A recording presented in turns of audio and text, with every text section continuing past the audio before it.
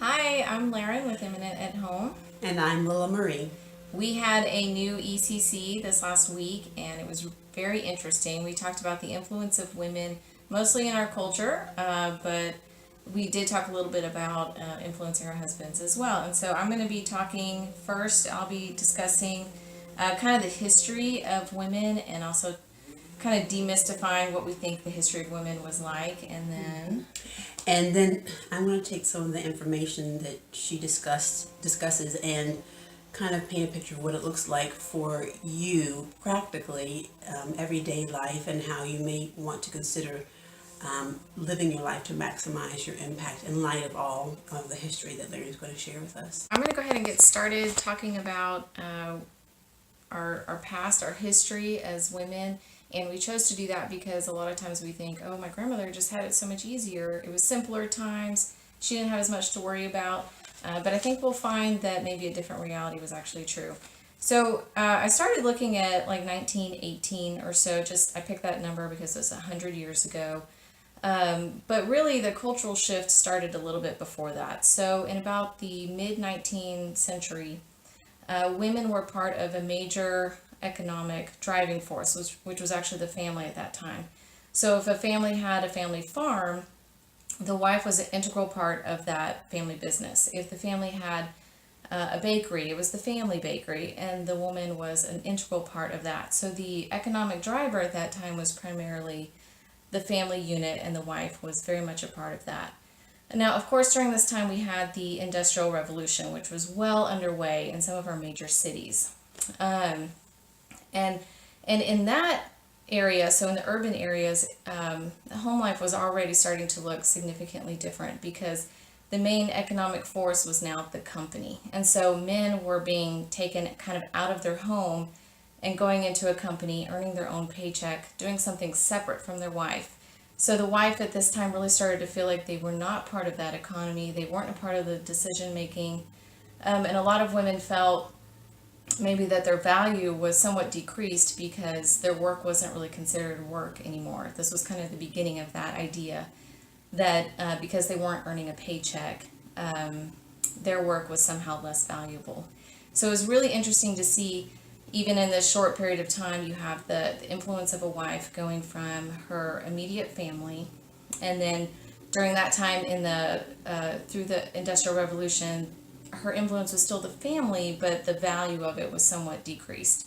So then we move into the early part of the 20th century, and of course there's World War One, and that had just a major significant impact on our country. So we entered the war actually in 1917 and continued through 1918. And during that time, most of the men of fighting age, which was primarily all the men of the country at that time, were shipped overseas for the European War. And that left a whole country of just women. And so the women ran everything from being mayors, police officers, firefighters. They also worked in the factories in significant numbers. And also, a lot of women joined the military. So you saw women flooding into this whole segment of our country where they had never previously been allowed to be. But of course, out of necessity, they stepped up and they did what they had to do. So in addition to all of the work they were doing outside of the home, they were still, they still had to continue doing their normal job at home, taking care of the house, taking care of the children, taking care of all of the home responsibilities as well. And at this time, you saw the women's influence not just being as workers, but you saw their influence going from strictly the household to now impacting pretty much all areas of society, everything from politics to work to the home life. And you also saw women organize into different community groups, and their impact, their social impact, you still see today in things that you'll recognize in your own life. So this would obviously be the progressive era. So this is when women had the right to vote in 1918. Children being the compulsory children in school became mandatory.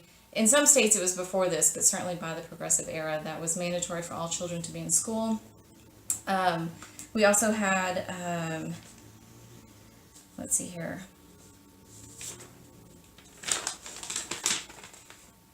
Oh, the child labor laws. That was another significant thing during the progressive era. So those were things that women, they saw the need, they met the need, their influence reached, like I was saying, pretty much all levels of our culture at that time. So then we decided to kind of jump from that section where we see women just flooding our society and making a major impact in our society to the 1950s. Now, of course, the 1950s is after we've had World War I, the Great Depression, World War II, and now the men are back from World War II.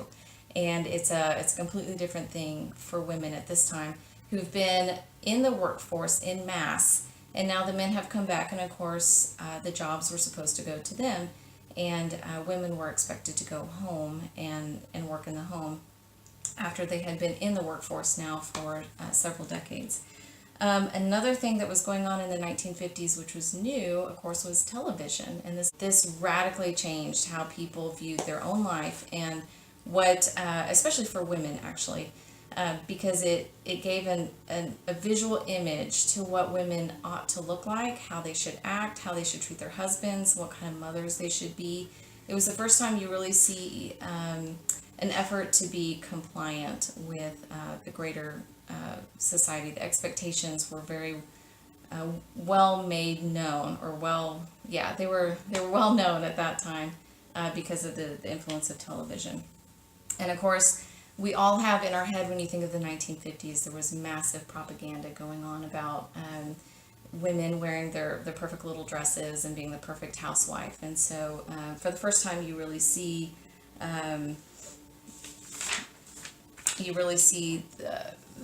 the effort to make women into a certain image at that time.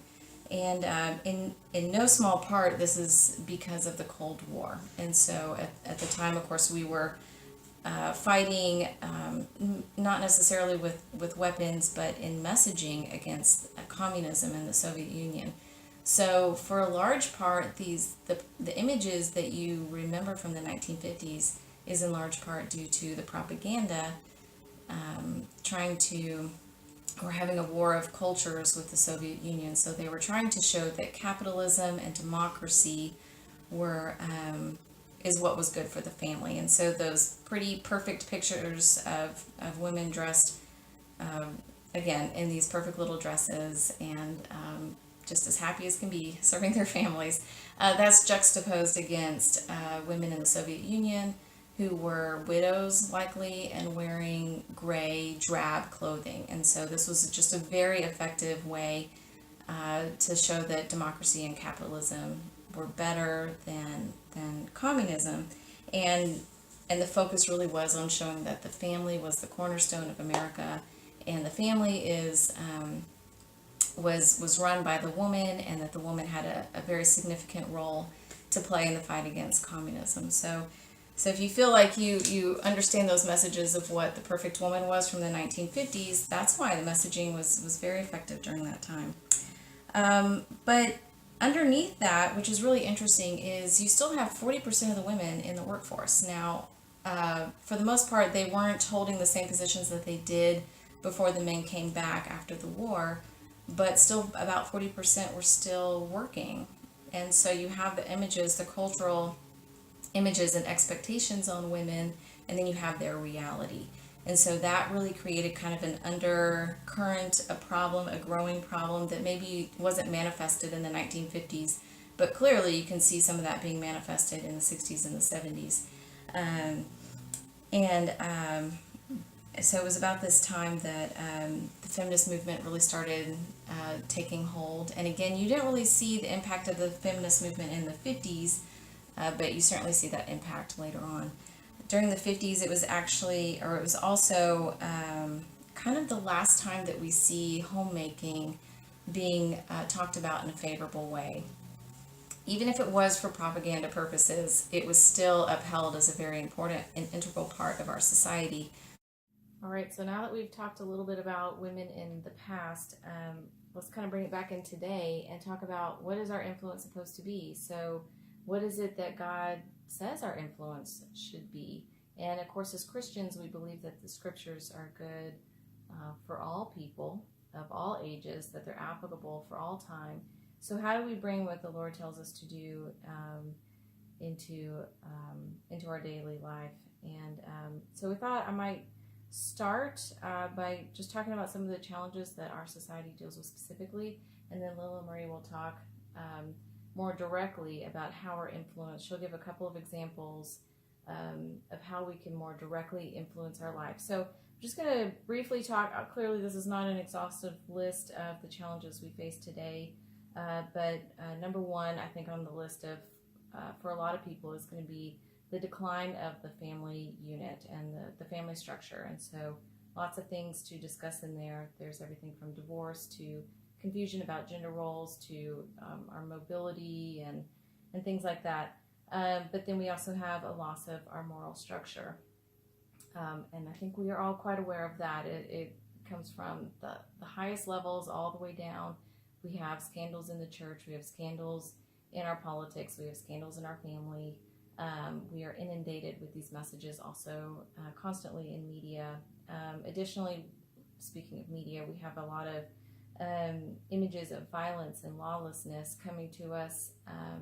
Many people don't feel the need to be honest or direct and straightforward, and so we've definitely seen a loss of a lawlessness, an increase in lawlessness. The next one is mental illness. Clearly, mental illness has been with us from the beginning. People have struggled with mental illness. We finally have a name and a term for it, but it's somewhat new to our culture and focusing in on it. And so I put mental illness on the list because it is something that we have a name for. It's something that we can specifically look at. It's something that we can have influence over now because it's been more defined for us. We also have kind of a general celebration of humanism. And by that I mean we kind of lust after all the things our flesh wants. We have become very guttural in that sense that we want what we want to eat. We want to be able to watch whatever. We want to buy whatever we want. We have no lack of being able to consume things. We're not able to be satisfied. And so just a celebration of what makes us human and our fleshly desires.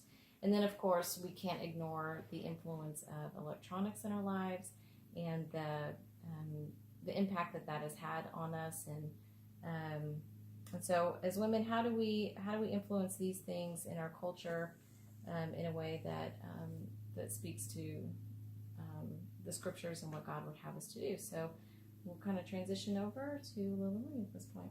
Well, I want to share two deceptively simple ways, simple, not easy, but worth it, 2 ways to learn how to have influence, and 2 ways to improve your life, your well-being, and to operate at optimal capacity. So I'll be talking about community and self. Thank you, Larry. She shared a lot of really good information, and it certainly was enlightening to me as we discovered and dove into the history of womankind in the United States and how we got to be here. So now we're here in 2018. What does this mean for us? How do we apply this wisdom and the information that we've gleaned from what Larry shared? One of the things that I've taken away, there are 2 main things, how this applies to our everyday life. The first thing is, in order to have influence, we need to have a deeper and more varied, diverse community. And what I mean by we is your spouse and your marital relationship and the relationships that you all make as a married couple should be paramount, should be the forefront of your home life. It's difficult to influence others when there aren't others in your life. And of course, our primary sphere of influence is at home, but we are called to incorporate neighbors and also strangers alike into our life, and that's purpose. There's a reason for that. So these relationships, friendships, this community that we invest in It should be a community of interest, of fellowship, of likeness, of purpose. It should not be, it cannot be centered around your child, and it can't be centered around their extracurricular activities. So you know how it goes. Your kid plays baseball, and Mrs. Jones down the street, her kid plays baseball. Now, you might meet that way, and it could become the beginning of community, but just seeing her once a week, twice a week at the baseball field does not constitute community. Community is going out of your way to invest in another person, to cultivate the relationship for the sake of love, out of obedience to what the Bible tells us. And also, we feed ourselves when we do that, when we engage. It gives us a place of belonging and support. And so that has to be centered around, hinged on the adults in the family. We need to prioritize our adult needs.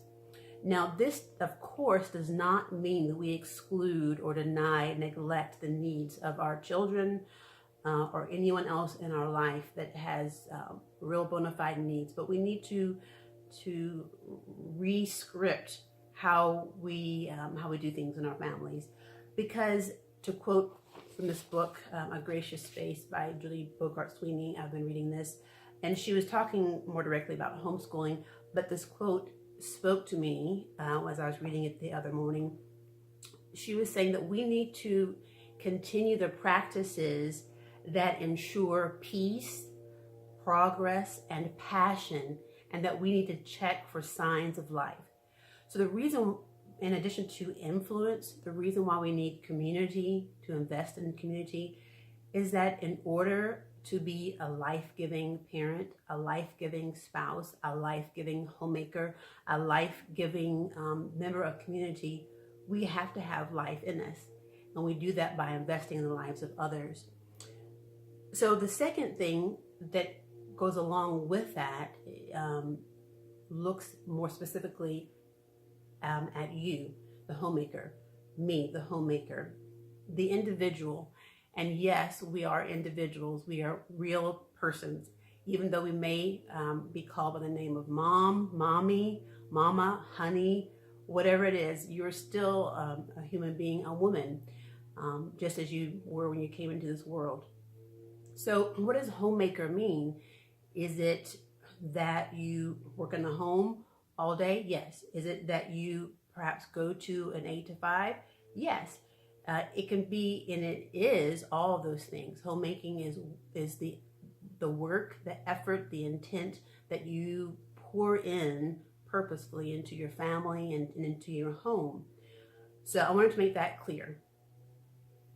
You'll see why hopefully in a minute. We all have a vocation, which means calling. So if you are only being mom, track with me because this is going to sound kind of wrong, but listen with me. If you are only being mom, or if you are only being honey, that's never going to be enough for you. It's never going to be enough. Now, I didn't say if you're just a mom or just honey, because there's no just. Being a homemaker, a wife, a mother is a position of importance, and we want to acknowledge that. And certainly, I believe that as both of us fulfilling both of those roles. But it's never going to be enough to only be mom or honey, because that's not all of who you are. That's not all of who I am. God gave each of us a calling, as I mentioned, and it's not just one.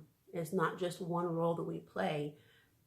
God made us as homemakers, your children, your spouse, everyone, but we're talking about homemaking right now. But He made us multifaceted, multidimensional. We have multiple roles that we play, and they are all important. But if you just played one role, all the other roles that you were called to do would suffer. And what's more, you would suffer too. Let me give you an example. I've been reading through this book, it's probably been several months now. It's a biography about Beatrix Potter, and it's a phenomenal book. I really enjoyed it. I have one daughter who is an animal fanatic and wants to have a menagerie, and so I thought I'd do a little homework. But what I found is that there was a dynamic culture. This was in the 1800s, right around the time that Larry was talking about initially. Of course, Beatrix Potter was in England. But some of the information that was shared in this book talked about, we'll say, the plight of the Victorian lady. And what it was is that they were women of intelligence, of purpose, of spirit, just like many of us are today. Yet they were not allowed, in general, of course Beatrix was an exception, they were not allowed to engage in their intellectual prowess, in their artistic abilities, to socially or even interaction to say what was on their mind. There were a lot of restrictions, and they weren't allowed. It was considered unladylike to exercise or to get flush or to go exploring in the woods. And most succumbed to that oppression. But what happened was that there came about all these different manias, all these spiritual, emotional, psychological issues that really came down to existential depression. These women had all the gifts that any man or any human being had, but they were denied the opportunity to use them. They were denied the opportunity to operate in the roles for which they were created. And society missed out, but they also suffered as well. And we don't want that to happen to you. So hear me again. Being only one role is never going to be enough, because you are made for multiple roles. We even see in Proverbs 31, which is in the Old Testament Bible, where the Proverbs 31 woman, who was widely referenced, shows us that we have options and we have roles. We have multiple roles. You could be in business. It could be in running the home. Obviously, that's of utmost importance. She had influence internationally as she went to the ships and interacted with the people there. So we have options. It's not what you do, but who's calling you to do it. So I wanted to offer you freedom to operate in all the roles that you feel called to. My family and I recently watched a movie called Secretariat, and we watched the version that featured Diane Lane and John Malkovich, both phenomenal actors and actress.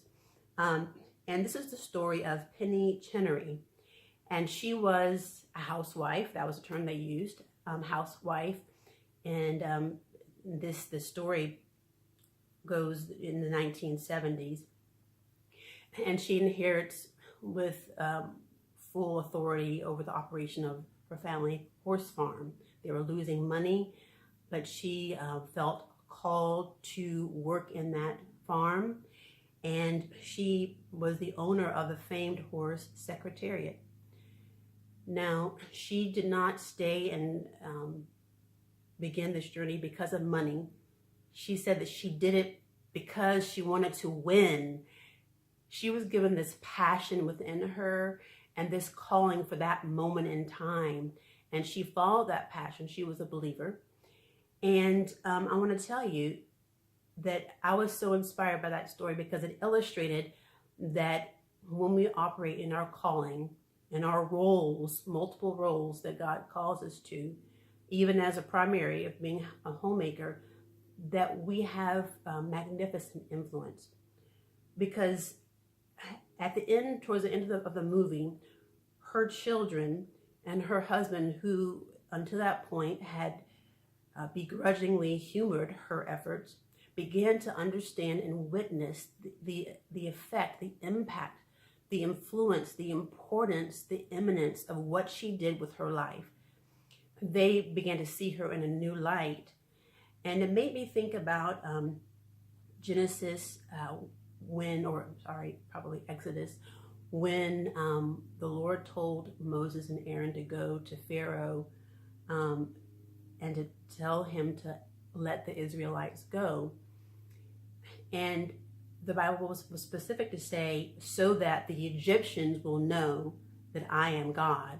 But even before it said that, previously it said, do these things, or I will do these things, so that the Israelites will know that I am God.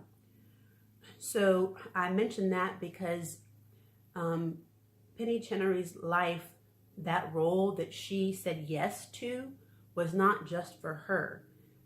Her children, her husband, her family learned from it. They knew something greater, and but also the world saw something that is never seen before. There's still no horse that's come close to Secretariat, and her life is still an inspiration generations later. So I want to encourage you as we talk about the influence and impact of women. We've seen the history of the role of homemaker and how it's progressed, and we're also looking at how we influence what it looks like now. Be sure to invest in your community and to invest in yourself so that others will know that God is, and so that you can be reminded your own self, and that you can walk in your full calling and participate in His wonderful purpose for your life. Well, we've spent a long time talking today, and we hope that you've really benefited. We'd love to hear from you, any questions, ideas. If there's anything that you would like to hear, any ideas or topics that you would like to hear about, be sure to drop a line to us, and we will look forward to corresponding with you that way. So until next time, take care, and remember that you are eminent. Take care.